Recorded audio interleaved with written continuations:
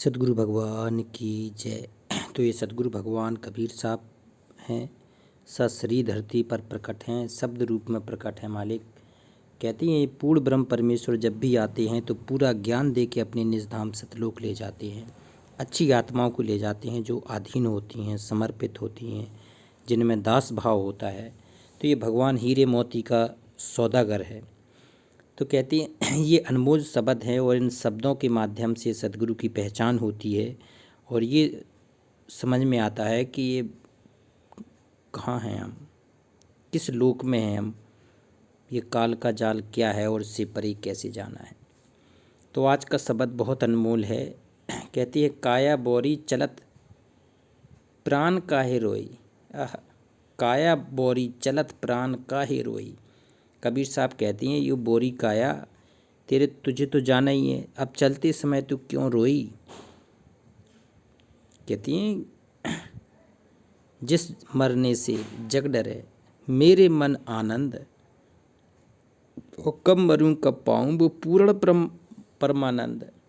कहती हैं जो भगत होता है, जो साधक होता है, उसको तो लगता है कि ये मिट्टी का शरीर कब छूटे और कब मैं अपने सतगुरु के साथ में सतलुक जाऊं।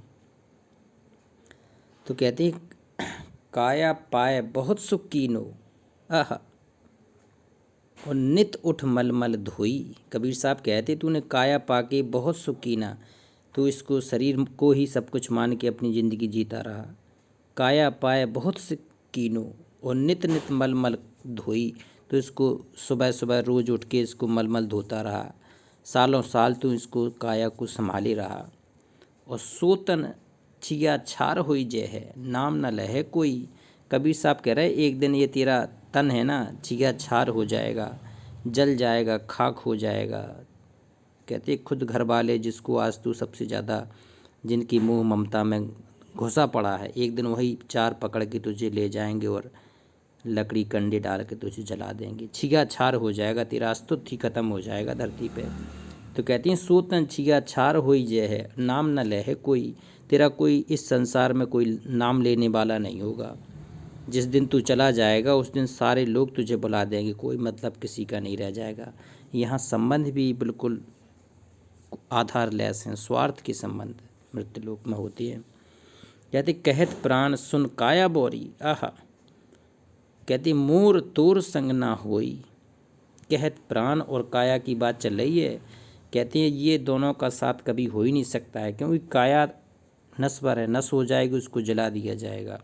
प्राण में आत्मा रहती है और ये सदा एक जगह नहीं रहती है। ये एक स्थान से दूसरे स्थान, एक शरीर से दूसरे शरीर तक एक 84 लाख योनियाँ भटकती भटकती कभी एकाध मानव जन्म मिलती है इसको।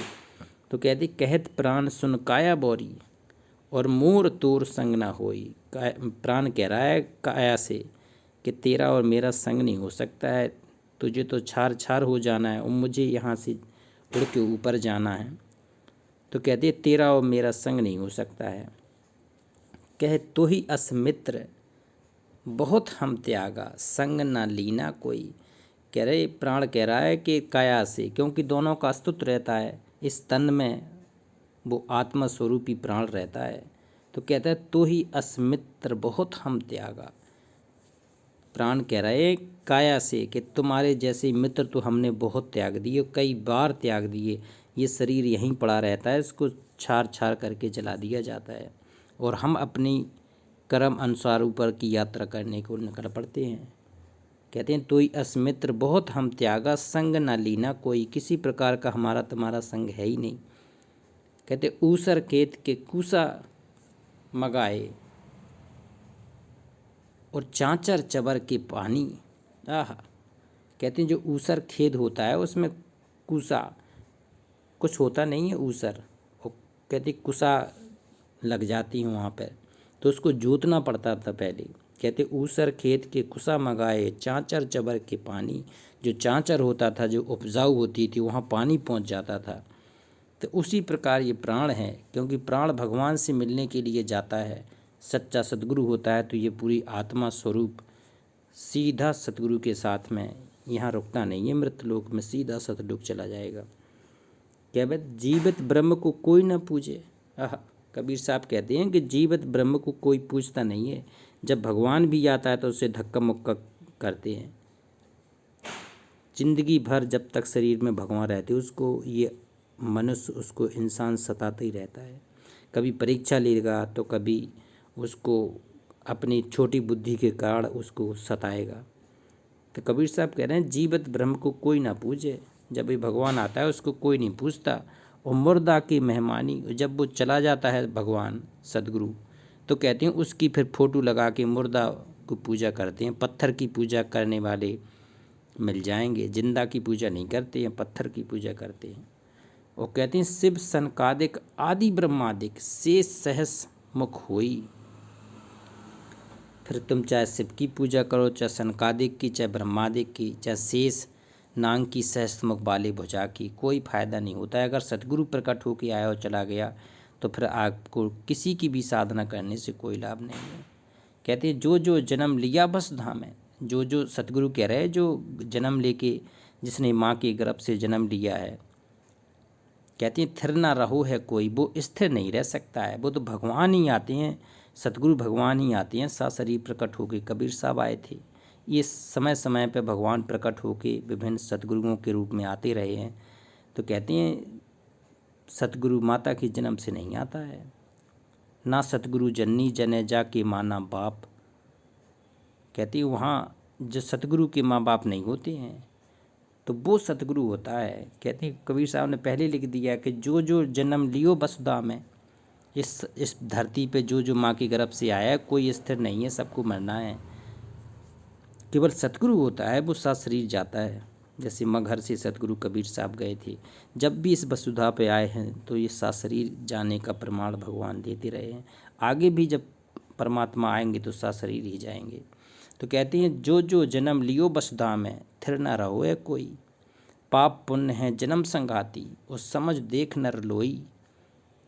कहते हैं पाप पुण्य दो तेरे साथी हैं। तू पाप करेगा तो पाप भुगतेगा और पुण्य करेगा तब भी पुण्य भुगतेगा, लेकिन तेरा जन्म मरण का चक्कर नहीं कर सकता है। लख 84 की योनियाँ तब भी तेरे पास ही रहेंगी। तो कहते हैं पाप पुण्य हैं जन्म संघाती, समझ देख नर लोई। नर लोई, लोई कहते हैं महिलाओं को। तो कहते हैं नर नारी समझ लो, ये पाप पुण्य दोनों पे चढ़ते रहेंगे। कहत कबीर अभियंतर की गति, जानत बरले कोई। कबीर साहब कहते हैं ये अंदर की गति है ना, ये तत्व ज्ञान है, ये आध्यात्मिक ज्ञान किसी बिरले को ही मिल सकता है। जो अंदर जानत बिरला कोई, ऐसे सबको ये समझ में आ ही नहीं सकता है। कबीर का अटपट ज्ञान कबीर का झटपट लखू न जाए, और झटपट अगर ये ज्ञान समझ में आ जाए तो हर खटपट मिट जाए। तो कबीर साहब का ज्ञान इतनी आसानी से समझ में आता नहीं है। ये काल का से परे ज्ञान है, काल के जाल से निकलने का ज्ञान है कबीर साहब का।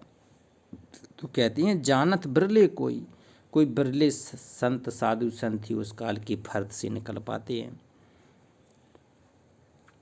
एक शब्द और लेती हैं, जा दिन मन पंछी उड़ जाए है। आहा, तुझे चिता रहे हैं कबीर साहब कि जिस दिन तेरा ये मन पंछी उड़ जाएगा ना, तो उस दिन तू हाथ मलता रहता है। जा दिन मन पंछी उड़ जाए है, ता दिन तेरे तन तरवर की सबे पात झर जाए हैं। बताओ, जिस दिन मन पंछी उड़ जाए है उस दिन तेरे तन तरवर के, ये तन तरवर यहाँ पड़ा रहेगा। कहती हैं जिस दिन आत्मा निकल जाती है उसके 2 दिन भी शरीर को नहीं रख सकती। वो कीड़े चलने लगते हैं शरीर के अंदर, बदबू के मारे पास में बैठ नहीं सकते हो। तो कबीर साहब कहते हैं तेरी इस काया का गर्भ बिल्कुल ना कर तू। जा दिन मन पंछी उड़ जाए है, ता दिन तेरे तन तरवर के सबे पात झर जाए है। या देही को गर्भ न कीजिए, उस्यार काग गिद्ध खाए। देखो कबीर साहब कह रहे हैं इस देही का कोई गर्भ नहीं करना है। स्यार काग गिद्ध खे, अगर कहीं ऐसी जगह ये गिर के चला गया जहाँ तुझे उठाने वाला कोई नहीं है, तो स्यार होता है कुत्ता, काग होता है कौआ, और गिद्ध होते हैं ऊपर गिद्ध, जी तुझे पकड़ के खा जाएंगे नोच नोच के।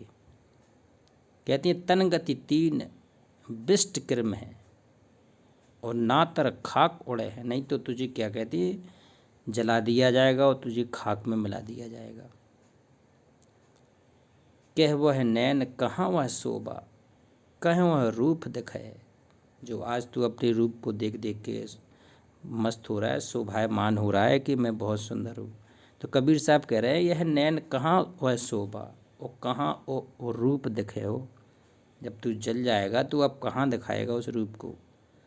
तो इसलिए कह रहे हैं कि भक्ति कर ले। अभी और रह गया है थोड़ा सा।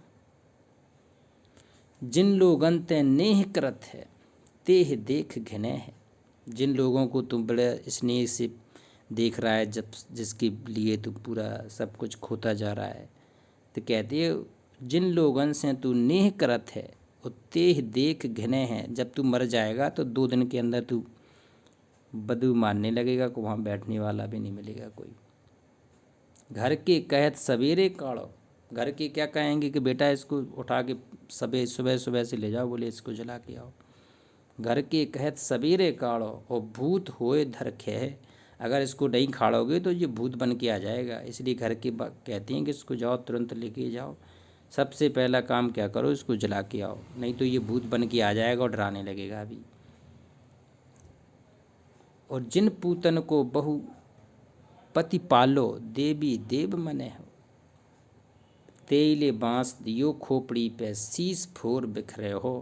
कहते हैं फिर जी पकड़ के क्या करेंगे, 4 लोग तुझे टांग ले जाएंगे और बांस तेरे सिर पर रख देंगे, खोपड़ी पे बांस रख के जला देंगे आगे, और शीश फोर बिखरे हो। तुझे जो आग जल जाएगी तेरे शीश को फोड़ के बोले जला देगी। कहते हैं अजऊ मूड करे सत्संगत। आह, कहते अब तू चेत जा और संगत कर ले संतों की। अजऊ मूड कर सत्संगत, संतन में कछुपे हो। ऐसे अपनी मनगढ़ंत से कुछ पाने वाला नहीं है। तू सत्संगत कर ले, सच्चे गुरु को ढूंढ के सत्संग कर ले, तभी कुछ प्राप्त कर सकती है।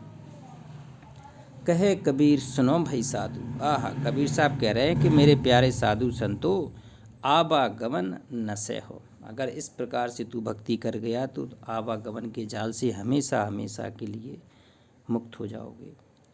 कहते हैं भवसागर पार हो जाओगे, शाश्वत स्थान पूर्ण ब्रह्म परमेश्वर के निज धाम सतलोक चले जाओगे। फिर ना वहाँ जन्म होगा, न मृत्यु होगी, न आना जाना होगा, न गर्भ अवस्था का कष्ट होगा।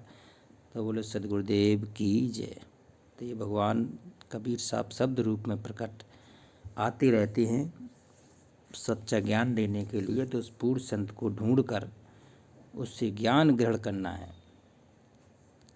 तो एक बार जयकारा लगाएंगे पूर्ण ब्रह्म परमेश्वर कबीर साहेब की जय।